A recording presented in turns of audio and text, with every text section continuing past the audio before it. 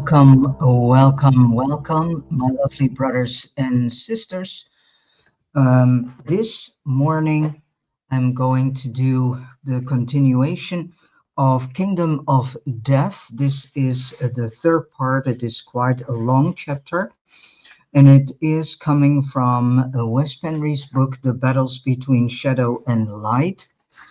And I advise you to go back to part one and part two. And we are starting this with the opening of our mission according to the Gnostic texts. So we have touched on earlier that our mission as three unit composites, which means soul, mind, spirit, is to spread light into the darkness so we can transform the solar system, which is the Kenoma. We were designed to do it from here in planet Earth, and we would do it from inside those Homo sapiens meat bodies. So it's all a process that takes place within ourselves. Therefore, Orion let the matrix happen so they could trick Yaldabaoth, better known as Khan Enlil, and lure him and his authorities, known as archons, into a trap. And from there, we could do our job. Well, as we all know and can observe today, that plan completely, has been hijacked, attacked, and whatever. And so that plan more or less failed. In the following sections, I will explain how it was set up and how the authorities, better known as archons, in their turn tricked Orion. Because of that, our mission has completely failed, at least so far. So the essential Nag Hammadi texts scribed by different people all tell the same story, but from slightly different perspectives. And here a quotation of the Nag Hammadi text. When she was unable to quench her love, she poured out her light upon the earth. From that day, that messenger was called Adam of Light, which is interpreted the enlightened man of blood. And the earth upon which the light spread was called Holy Adamas, which is interpreted as the holy steel-like earth. At that time, all the authorities, archons, began to honor the blood of the Virgin, and the earth was purified because of the blood of the Virgin. But especially the water was purified by the likeness of Pistis Sophia, and the water refers here to cosmic waters, who appeared to the chief creator in the waters. So the continuation from Wes Penry here. Pistis, through Zoe, poured her light upon the earth again, shared her DNA, and enlightened Adam, and the archons glorified the human, not understanding why spirit was there and needed, and what it could do. When the light returned and the earth sprouted once more after the flood, the famous flood, the archons rejoiced, honoring the blood of the Virgin. First Eve conceived Abel from the first ruler, and she bore the rest of the sons from the 7 authorities and their angels, and seven authorities means the seven head archangels. Now all this came to pass according to the forethought of the chief creator, which is in this case Yaldabaoth, to so that the first mother might bear within herself every seed mixed and joined together with the fate of the world and its configurations and justice.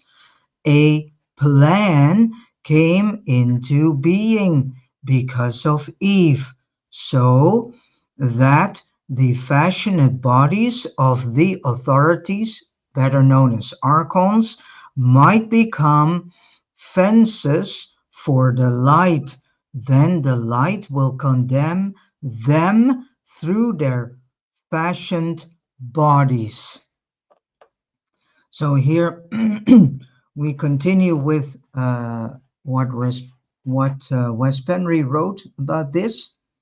The above text on the origin of the world is more precise than the secret book of John, long version, in that it mentions Eve having sex with all the seven authorities and thus with all the seven head archons, not only Yaldabaoth.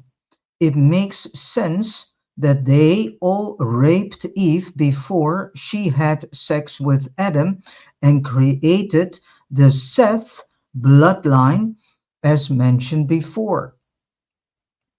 All other offspring coming from the authorities would therefore be what we call the Cain bloodline.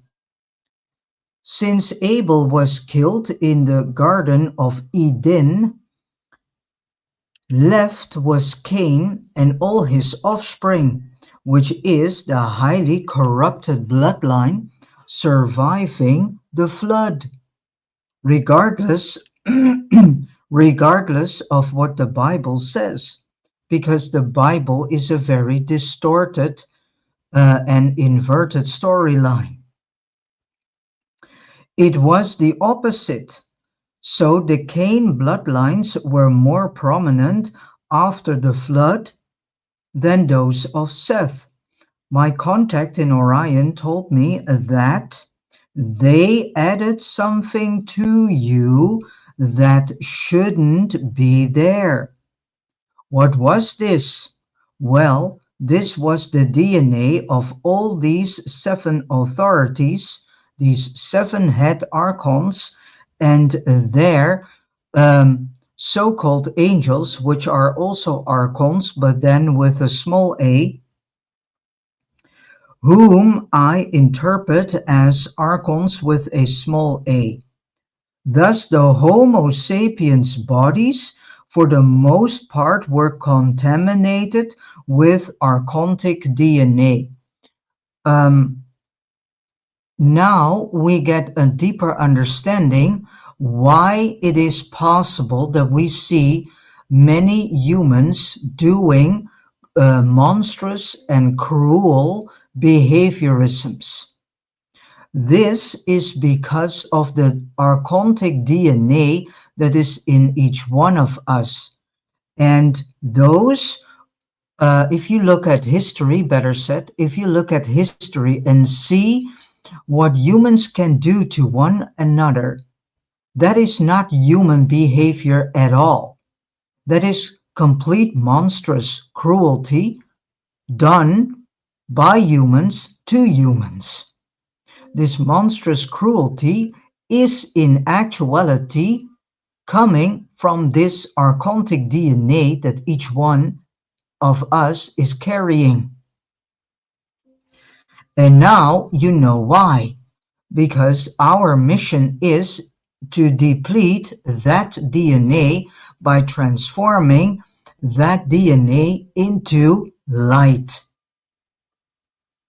And so transform that DNA into DNA filled with light. That is seemingly our mission.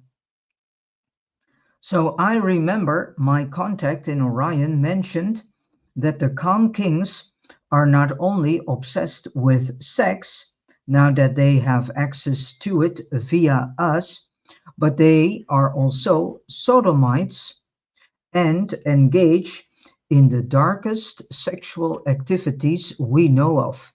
This is confirmed in the Gnostic texts too. And here a little piece of a text, so a quotation.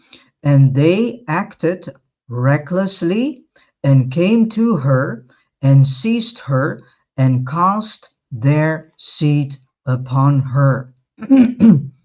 However, carrying archontic DNA was a part of the Orion's plan, and particularly the plan of Eve, Zoe. The light Zoe put into the human bodies would affect the authorities, so the main seven archons, through their own DNA and backfire on them, and the light would condemn them, these archons, these seven archons, and thus would condemn the archontic DNA in us through the bodies, although the Seth bodies conceived later were much purer. They still contained archontic DNA and do so to this day. Also, after so much interbreeding between the Cain and Seth bloodlines, there is no pure Seth line anymore. The purest we can come to would be the bloodline Isis created at Lake Baikal many millennia later, which was more in line with the bloodlines of the second construct. I tend to believe that a remnant of this much purer Isis Ninurta bloodline still exists and is heavily guarded and in obscurity. See my book, The Story of Isis and the War on Bloodlines. So the archons, the seven head archons, have beastly forms, like distorted animals. And although our sapiens bodies tend to be fairer to look at, we have some of their features. I heard from a friend that there is a study showing that it is much more common than anybody thought that men have sex with animals. It was a shocking revelation to me.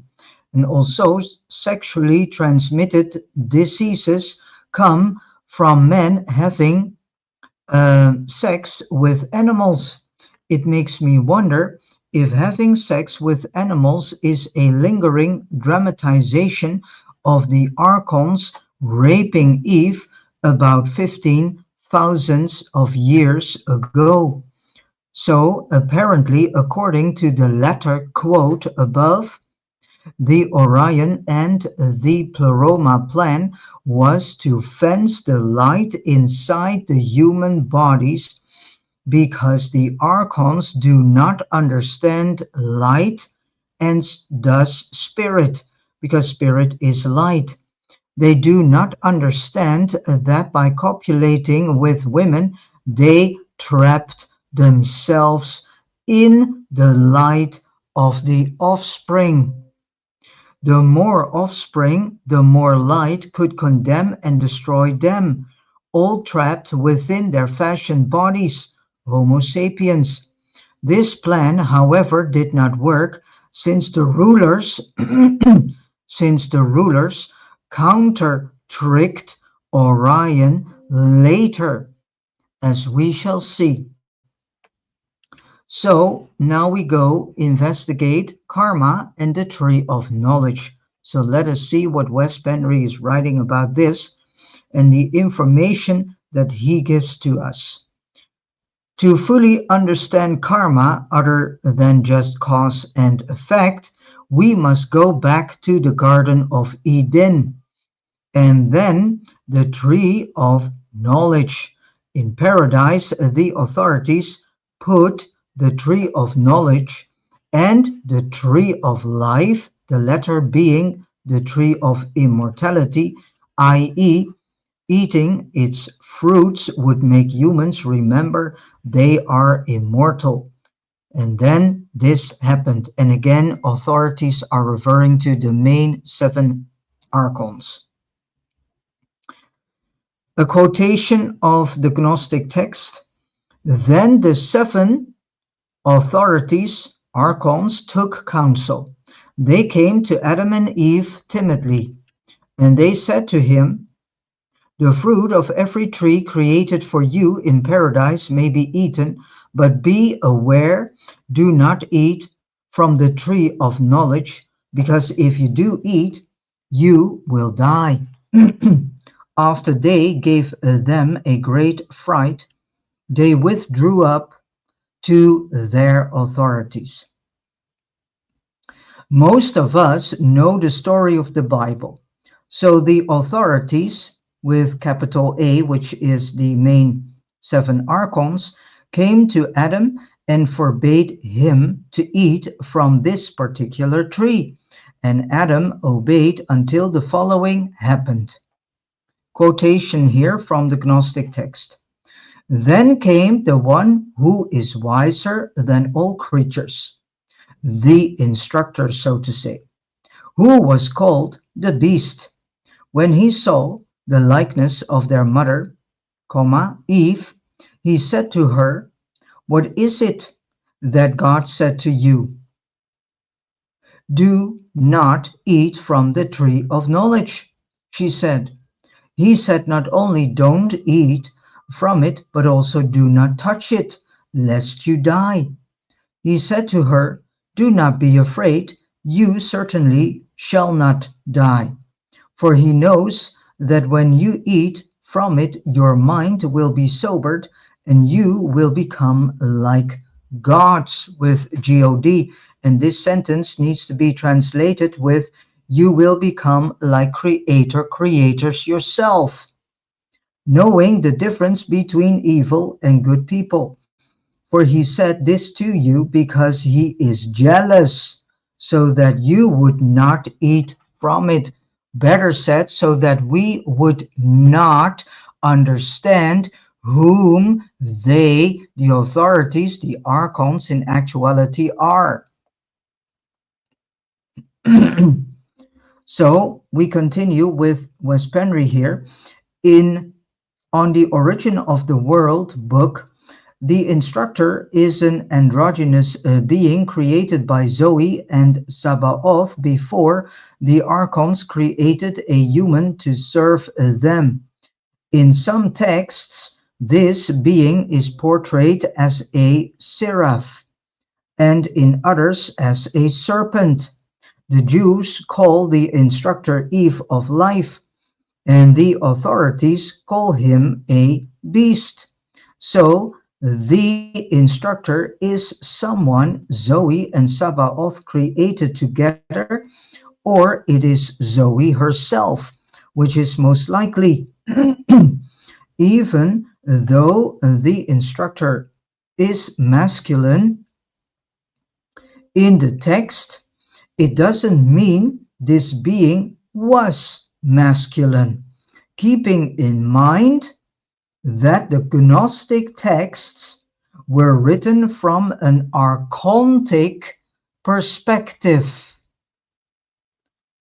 There's also a third alternative. The instructor could have been Sabaoth himself, descending, but not in a physical form.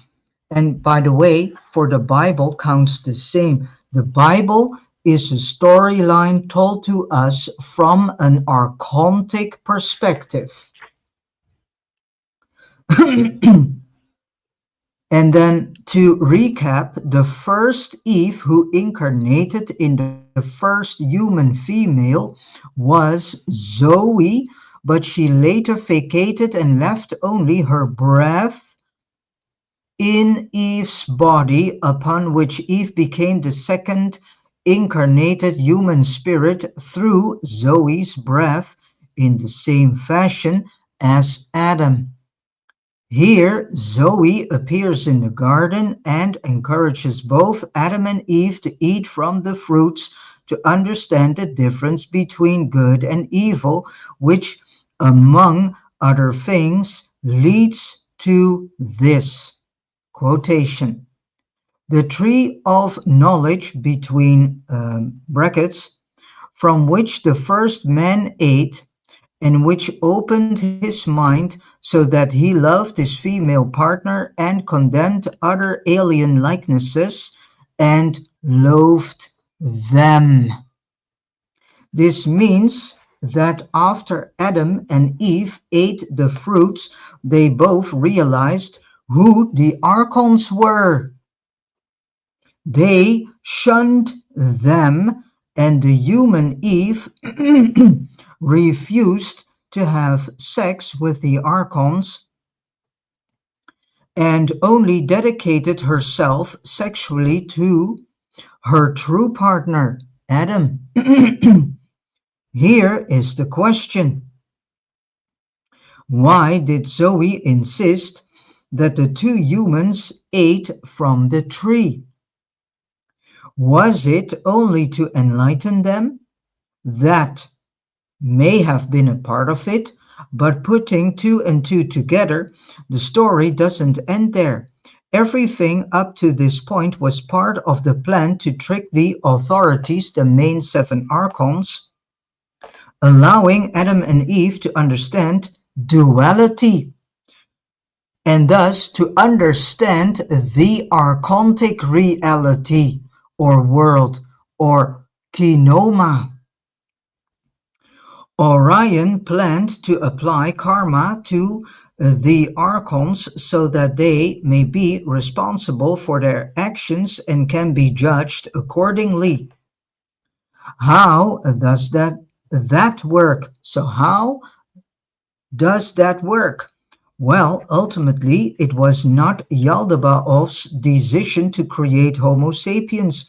According to the Gnostics, it was Orion's decision.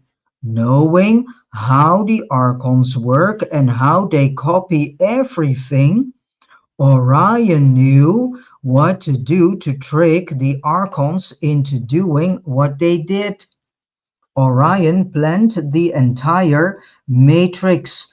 It all started when Pistis showed the image of the first human in the cosmic water so Yaldabaoth could see it. This was all part of an old plan Sophia had from the beginning before Tiamat was created, but because the Gnostic texts only mention Tiamat in passing now and then and concentrate on the history of Homo sapiens, we need to put everything in a relative time perspective. However, in the Gnostic texts, there is no reliable time frame, especially when going far back in time. So I will go for the Nag Hammadi in this case and exclude Tiamat from the equation. So the story will still make sense. So what was the purpose of Sophia showing Yaldabaoth the image of a human?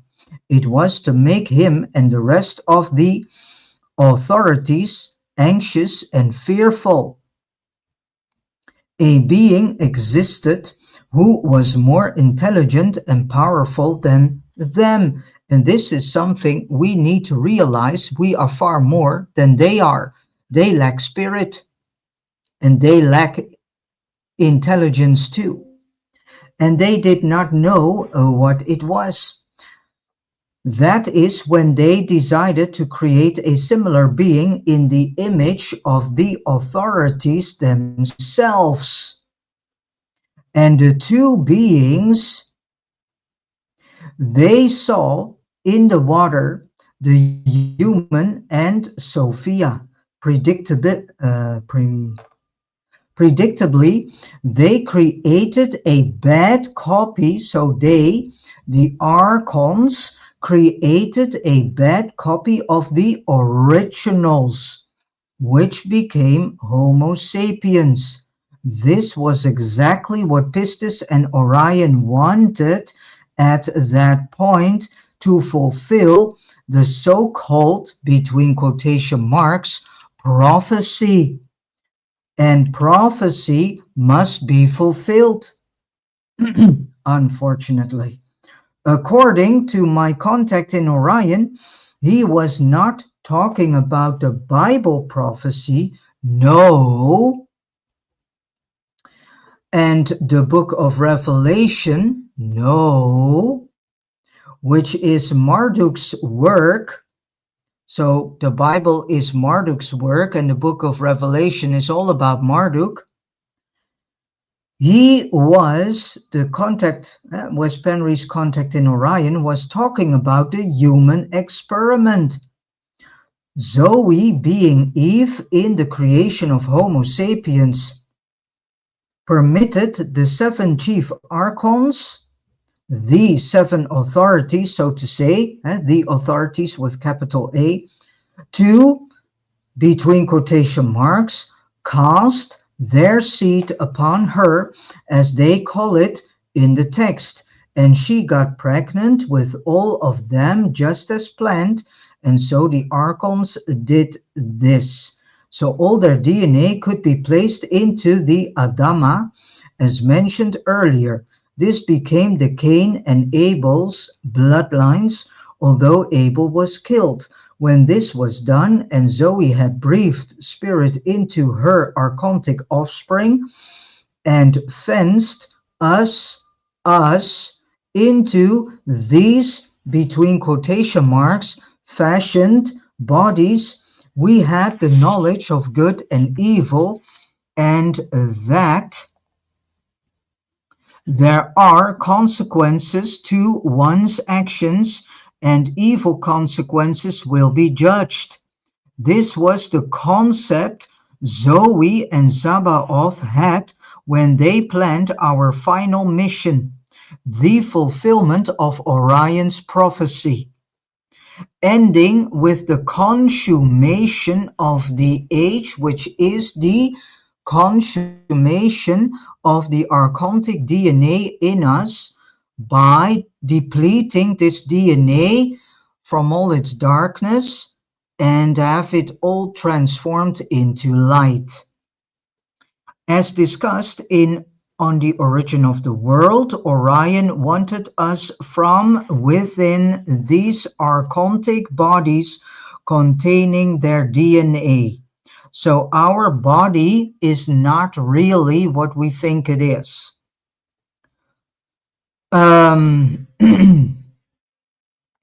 So containing their DNA to use our light to condemn the archons, apply judgment following evil deeds, and break the law of free will. Most likely, Orion thought this was going to be a relatively short mission. Well, that was quite naive, to say the least. Quickly leading to the consummation of the age within the time frame we have left to reach our destiny. See my book, Simulations and the Wheels of Time in the Developing Worlds. So, in other words, it was up to us to consume darkness by spreading our light. Light is spirit and information from inside our bodies, reaching the archons through their inserted DNA, and spirit is in the blood, which is the blood cells. Thus the term blood lines. From what it seems, putting karma on the archons would hopefully prevent them from proceeding with destructive actions. Well, I think that plan also failed, because if we look around us very carefully, then we can see that that plan completely failed, because they still do their horrific destructive actions. Stop them from stealing energy from the Pleroma and from Orion, which is not the case because we and the archons are depleting the Pleroma and also Orion. How? By misusing the energy that we take from the Pleroma by giving this to the archons. And for us to bring justice upon them. Well, this is absolutely not the case. We haven't brought justice to them in any way, shape, or form. And most of all, they would be held responsible if they broke the law of free will. Well, the archons are breaking the law of free will on daily basis. Better said, we are seeing that in a rapid pace, the archons are trying to undo each one of us from sovereignty and from our free will. As usual, the archons, clever as they are with inversions, found a way to bypass this. So it happened that karma and the debt was now given to us.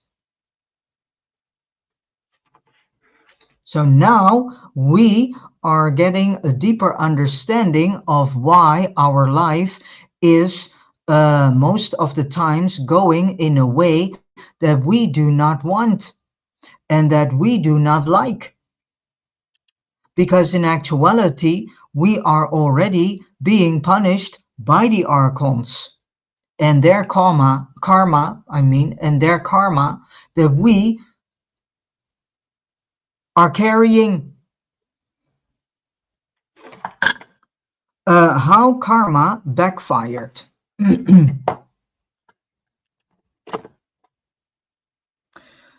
Orion relied on the fact, a bit too much in my opinion, Orion has been quite naive in many things. Orion relied on the fact that the archons, with capital A, do not understand spirit, and this is why they could trick them. But because we could say the archons with capital A are inversions of spirit, we could even call them anti-aeons. They always turn things around and do opposites. Some of us humans have advantage even before the Pleroma and Orion in many cases. We are androgynous and can operate in all realms all the way from the first heaven of the Pleroma to the lowest regions of the Kenoma. So we can gain information and learn on all levels, which is one of the reasons why we were created that way. But mistakes have been made, both in the Pleroma and in Orion. But it is because in the Pleroma, where it all began, matter does not exist. Therefore, the aeons and the luminary powers had to learn how it works the hard way. And this is partially why so many things went wrong. We tend to blame Pleroma for not being able to handle this situation, but this is partially why, as I see it, the intermediary is Orion, led by Sabaoth and Zoe, and they are the ones who need to tie all this together between us and the Pleroma. So when the archons realized their mistakes, they changed the vibration of our planet. Most likely from Saturn, resulting in Homo sapiens getting full amnesia. We completely forgot who we were and what our purpose in actuality is. So let us remember this, and you just can ask your spirit to help you to remember whom you are and why you are here in actuality. So here, a little piece of Gnostic text. The human beings were made to drink water of forgetfulness by the first rulers so that they might not know where they had come from. For a time the seed remained and helped so that when the Spirit descends from the holy realms, it may raise up the seed and heal what it lacks, that the entire realm of fullness may be holy and lack nothing. Well, this completely failed. From there on, the rulers could avoid karma in two clever ways. One, they locked the grid above our planet with technology, so Earth became isolated, and no one could get into the matrix and get out with the archon's permission. Then they created a recycling center.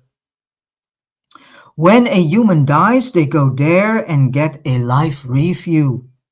The astral workers then manipulate the compassionate and empathetic human into regretting and anything else that they have done and all their wrongdoings during their past life, convincing them to return to a new life to make up for these wrongdoings. They also manipulate the human in such a way that we take on the karma of all these archons, thinking that karma is ours when it is not. Second, they need our consent to break the law of free will. How cleverly that they have put out the voting system, because the voting system is one of the biggest, greatest tools they ever invented to make sure that we participate in their plans and that we give consent to all their plans and agendas of total destruction, and giving away at the same time, each and every time, a bit more away from our free will. And now we have come to a point that we almost are giving our free will into the hands of these archontic beings. So we are on daily basis helping the archons and destroying every day a bit of ourselves, even more so. Still, they want to continue doing what they are doing and get away with it. They need the human spirit so they can survive, and they do what is necessary to balance the equation so there will be a relationship between spirit and matter. Too much spirit will consume them. So now you get to understand why this whole idea of depopulation is coming from. Because if there is too much spirit in this world, then they know they will die rapid. This is not what they want. So they are doing their uttermost best to save their own asses, and that is why they do wars, they do everything to reduce human life, and in actuality to reduce spirit. So much spirit will consume them, too little will destroy and consume them also. As usual, the solution for the archons is manipulation. Thus we have the well-known formula: problem, reaction, solution. The archons are creating each and every problem in this world. Then they wait till enough of us humans are knocking on their door, and then they say, oh, we have a solution for you humans. And these solutions are always benefiting the archons, not the humans. And we can see this. Look around you and look closely to this world. This world is rapidly declining and coming in a total destruction. The archons with capital A want us to do something they know we wouldn't agree with. Of course, we wouldn't. So they create a problem that will affect us negatively. We scream out for our government or any appropriate authority, so archontic assistance, to do something about it. And the archons, through their human allied, their human proxies and minions, come up with a so-called solution to the problem they themselves have created. And thus, the archons with capital A get what they want. We give them our consent. And now we come to a very interesting part, and that is called patents. Okay.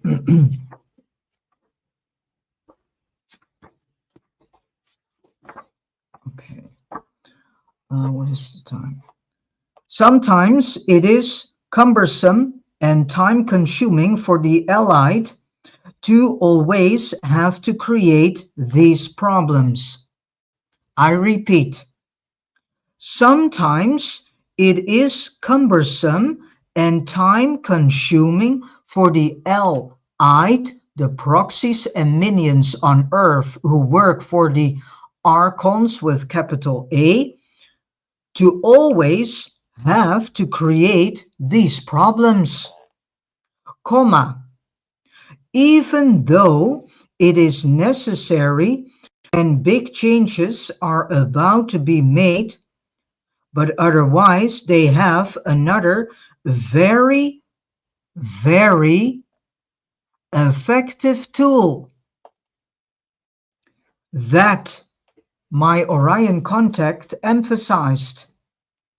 This effective tool is, brothers and sisters, patents. The allied creates patents based on the consents we once gave them. I repeat, the allied creates patents based on the consents we once gave them. And many patents are written in such a way that it, between quotation marks, proves that the archons with capital A, comma, via the allies, own us. We have become their possession. I hope that you now come to the understanding why we see this increase of technology since the mid-2000s. I hope that you now can come to the conclusion why chemtrails are not only spraying chemicals, but also nanobots. And it is also through these nanobots that they can claim us. And now you also understand why this whole vaccination scheme rolled out at the end of the early, not at the end of the 1800s. So at the end of the 1800s, the archons with capital A rolled out the entire vaccination scheme. This was all in the plan. Everything, brothers and sisters, in this world is carefully planned. The European Union, the destruction of America that is going on right now, and so on, so on, so on. It's all planned. It is a script that everyone is following. So we have come possession of these archons with capital A, that we are their property, that we are their property. According to my contact in Orion, this is one of the primary cause Orion cannot intervene, although there are other reasons too. Orion can only intervene if we, as complete human soul group, are screaming out loud to Orion to help us. Otherwise, they cannot do anything. All right, the energy depth. By executing the first and second plans, the archons with capital A feel they have bypassed the restrictions put upon them by Orion. They do not break the law of free will. They have no karma since they gave it to us, and they can say that everything they do, we agree with. So now you understand why they say we are informing you. Yes, they do, through the movies, through whatever um, uh, channel they can use to inform us. But their information is inverted, distorted information based on their perspectives.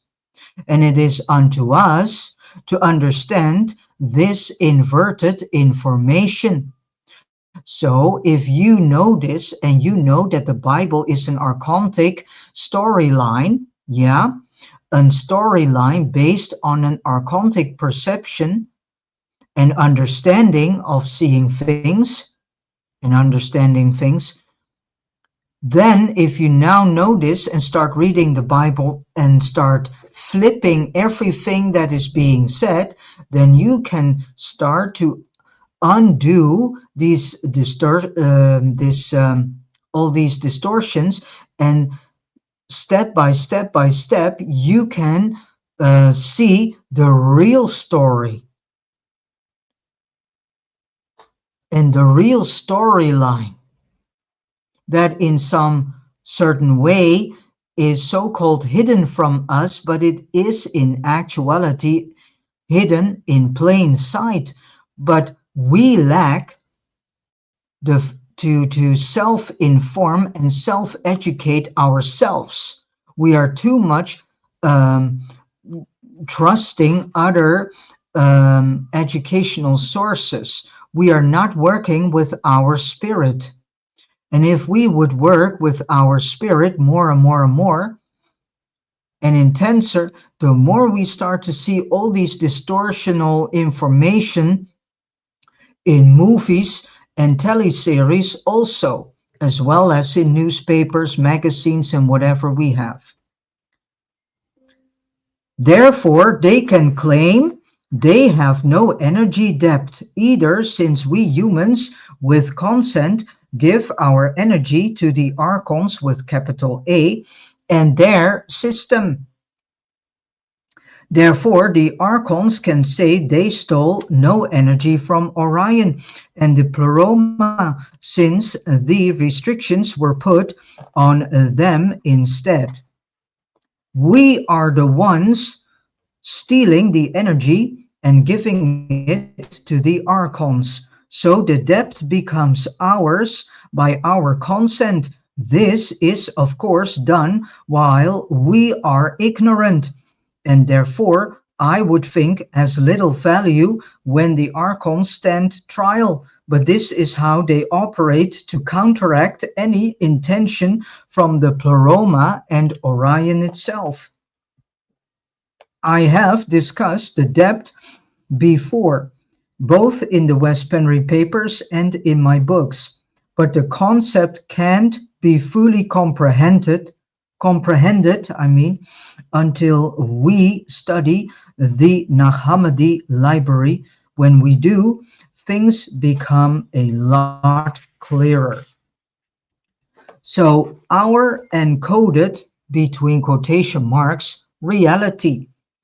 There are Lively debates these days about whether we live in a simulation similar to or identical to that in the Matrix movie series. I would say we do, but I also think it needs a brief explanation.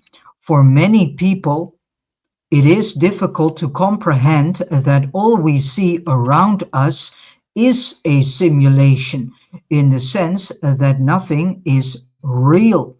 The earth is real, or as real as it gets in a shadow world, because we are living in a shadow world. We are living in the archontic world.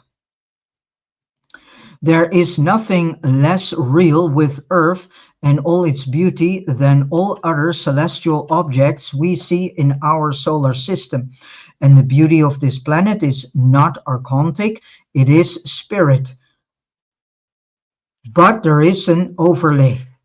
Likewise, our physical bodies are real as well, so long as we consider matter to be real, which is debatable, as the reader may realize when reading this book.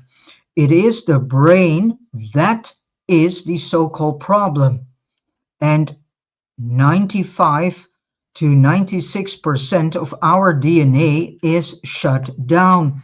Although people who wake up reignite the latent part step by step. The brain is a decoder of the reality outside our bodies, and the encoding comes from Saturn as a projection. The archons decide what we see and what we are not allowed to see. If they want to change how we see things, such as the sun, the moon, or the stars, and how much of it they want us to perceive, it is not a big deal. They only need to tinker with our DNA and change the frequency via Saturn. After all, Enki is skilled in Orion technology since he was trained by the Orion Queen, Zoe Sophia. They can also make us see Nibiru, the two suns, five suns, two suns, comma, five suns, whatever they like, and in whatever color they prefer. And they can use it to confuse us. They can also speed up and slow up the time. And as we now see, many people are complaining about the fact that time goes so fast. Well, now we get an understanding that the archons with capital A can speed up time and also can slow down time, and so much more. Their technology is absolutely imperfect, though the Matrix has glitches that observant people notice and point out, but it is still the Matrix. Another definition of a simulation is what I discussed in my previous book, Simulations and the Wheels of Time in the Developing Worlds. Creators in Orion use stars in which spirited soul groups develop. Stars are just pure spirit, as we know, similar to how we humans developed inside a planet. Star races go through evolution, as discussed in the West Penry papers and elsewhere, until they, between quotation marks, crack the egg, metaphorically speaking, and become creators themselves in Orion. There in the eighth heaven, no one develops inside planets. So no one develops inside planets, only inside stars. Thus, between brackets, star being.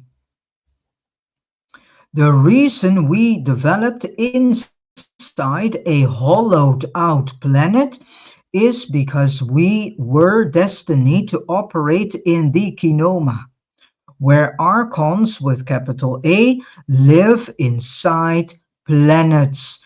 We were an exception because of this. So the genuine reality simulation, better said, the genuine reality, simulation dash free, is something we can never experience until we leave through the holes in the grid. All right. The bodies battle between light and darkness. And this is the last part of part 3. This is a 4-part book reading. So the bodies battle between light and darkness. Spirit is in our bloodstream and the fires are inside the blood cells. Via our DNA, we transfer our genuine spirit to our children through the blood. Orion, the Pleiadians and others confirms this. We have white and red blood cells. The white blood cells are the light, so to say,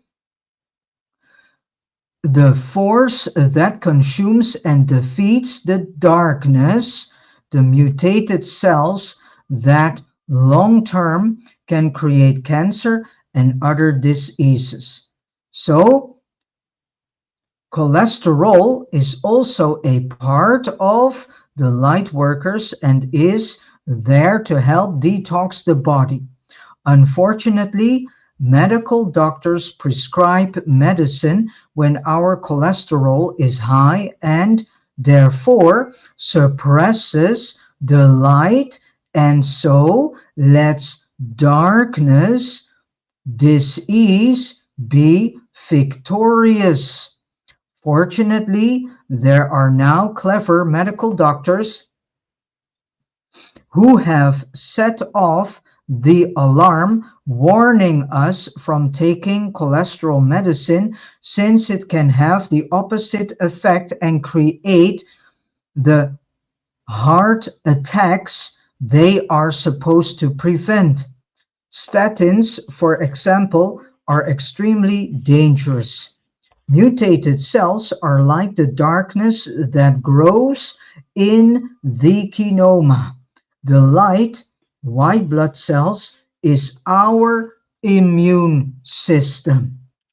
So now I hope you also get the understanding why the archons are trying to create a world mandate to enforce each human into having vaccinations every time when the archons find it time for us to get a vaccination.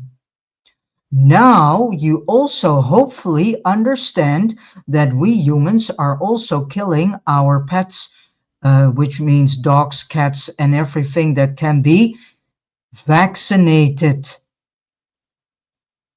Because the vaccinations for animals are as dangerous too, as well as, the vaccinations for us humans are. So we are also killing the light in our cats and dogs by vaccinating themselves and vaccinating them. And on top of that, we have fallen prey worldly for this lie to have our cats and dogs chipped. I hope that you start to wake up and see the cruelty behind everything that is going on in this world. And that you can finally understand that everything is all about killing off the light in us and in animals. And in actuality, entire nature.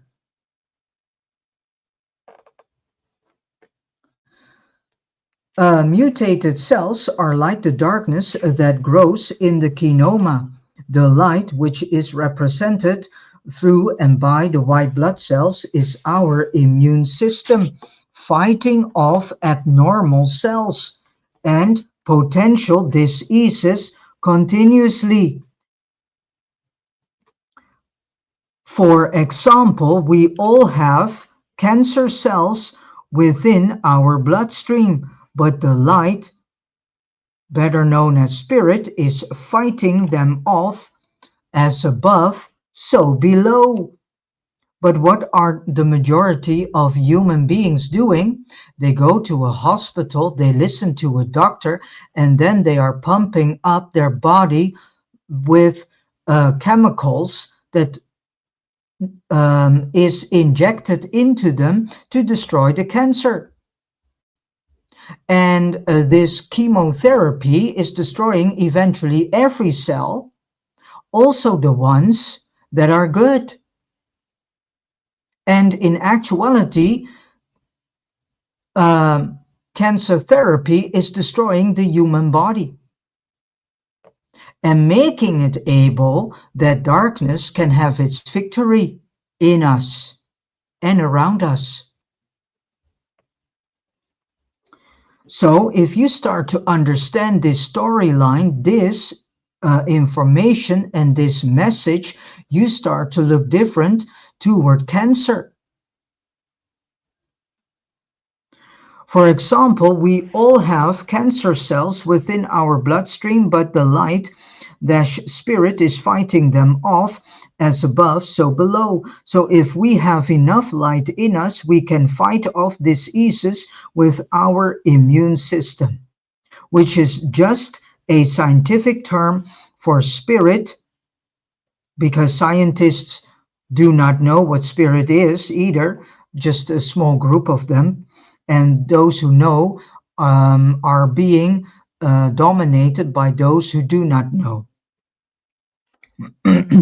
So the war between light and darkness exists on all levels.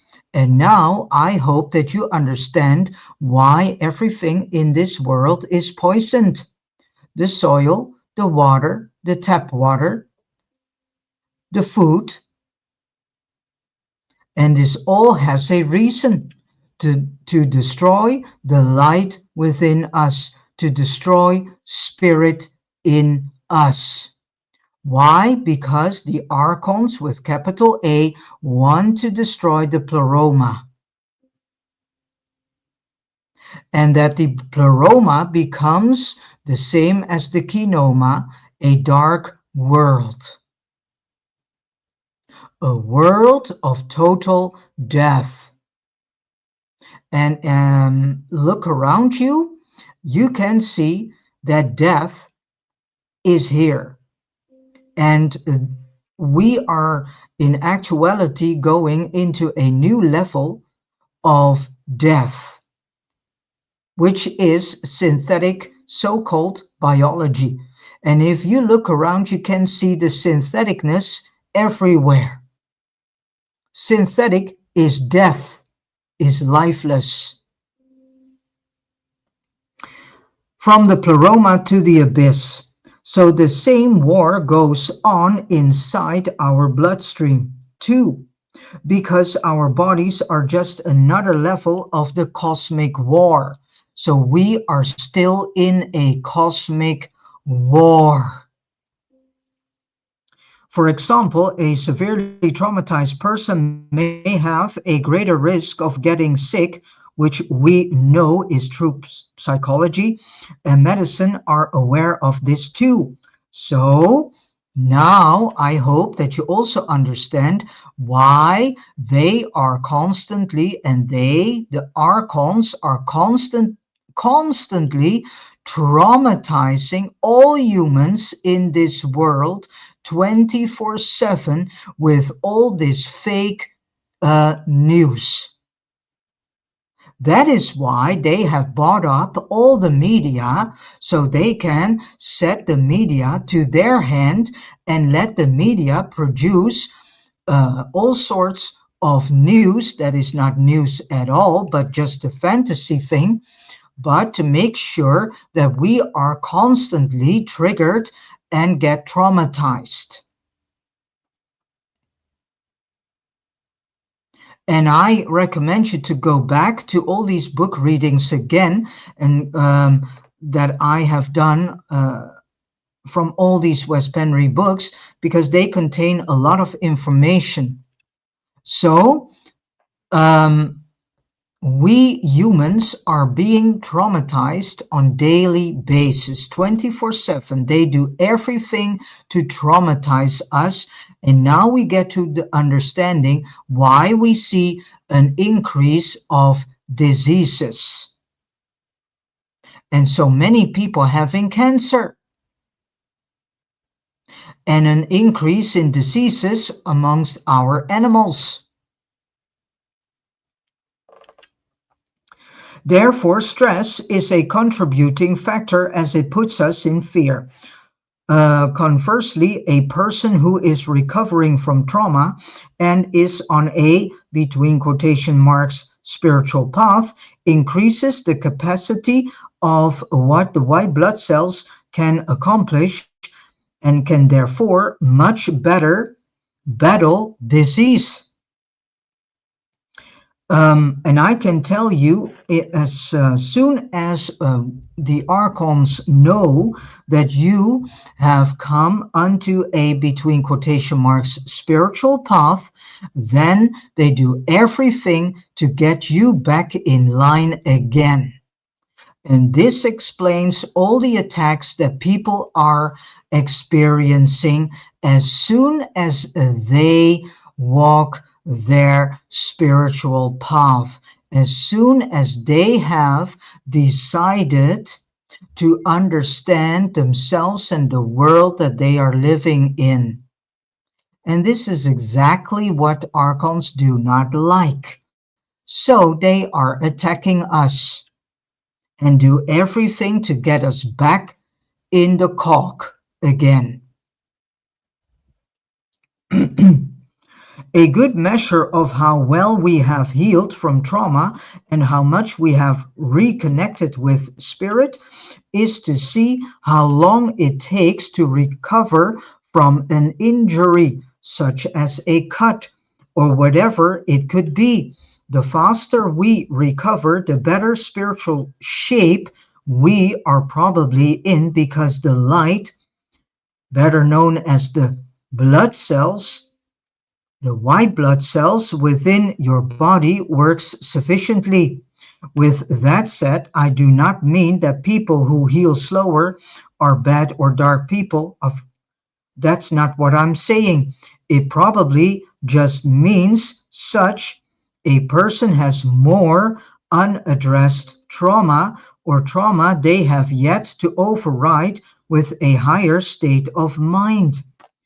We are all somewhere on the scale. So it comes down to inner healing. And this is one of the reasons why so many say the work lays inside of you, not outside, but inside of you. um, Beliefs are another factor, although they are still related to increased or decreased levels of consciousness.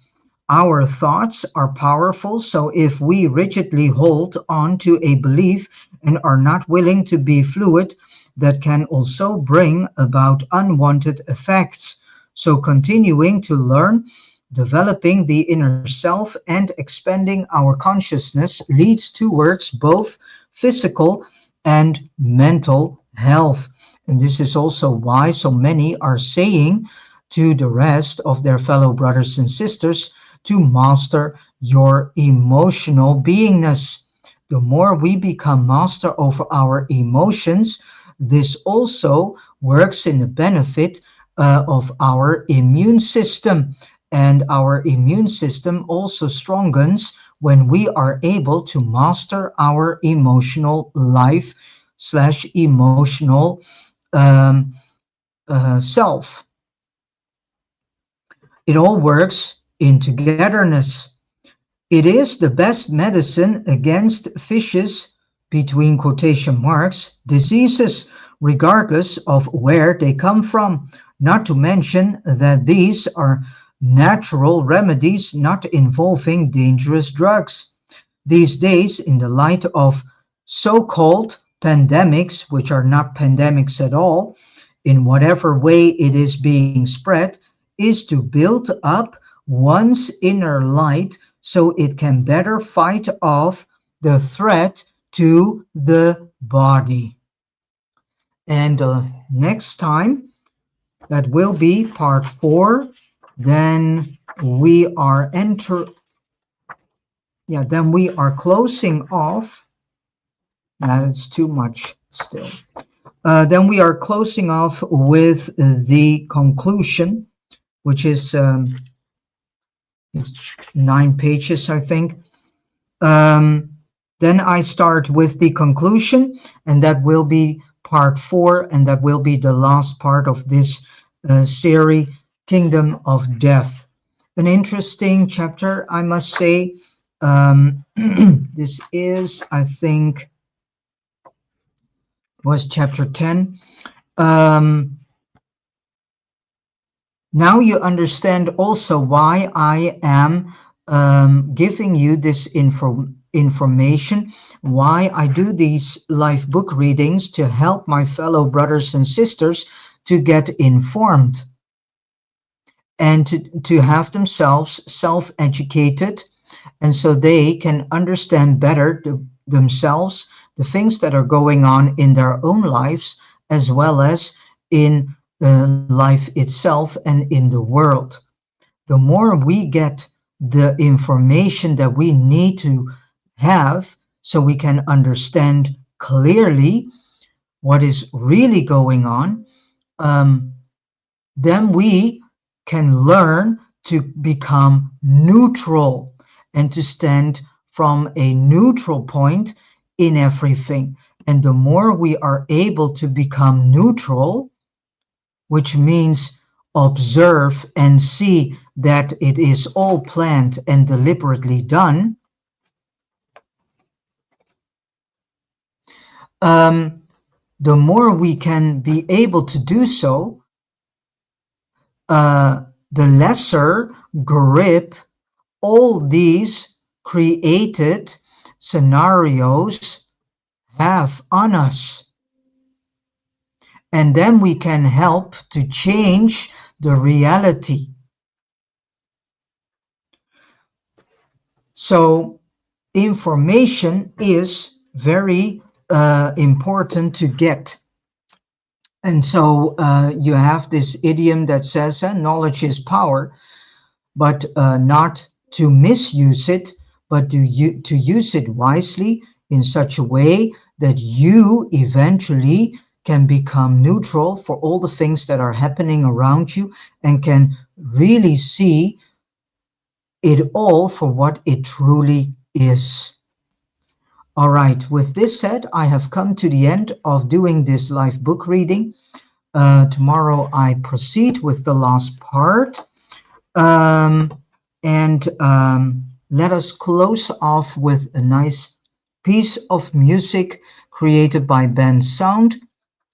And I wish you all a beautiful, joyful day filled with a lot of love, truth, joy, wisdom, and revelations, all coming from your own spirit.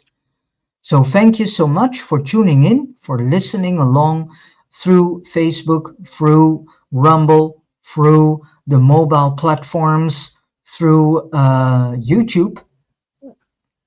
And let us listen to this beautiful piece of music titled Love. I'll see you next time, and enjoy the sunny shine that you may experience today in your day.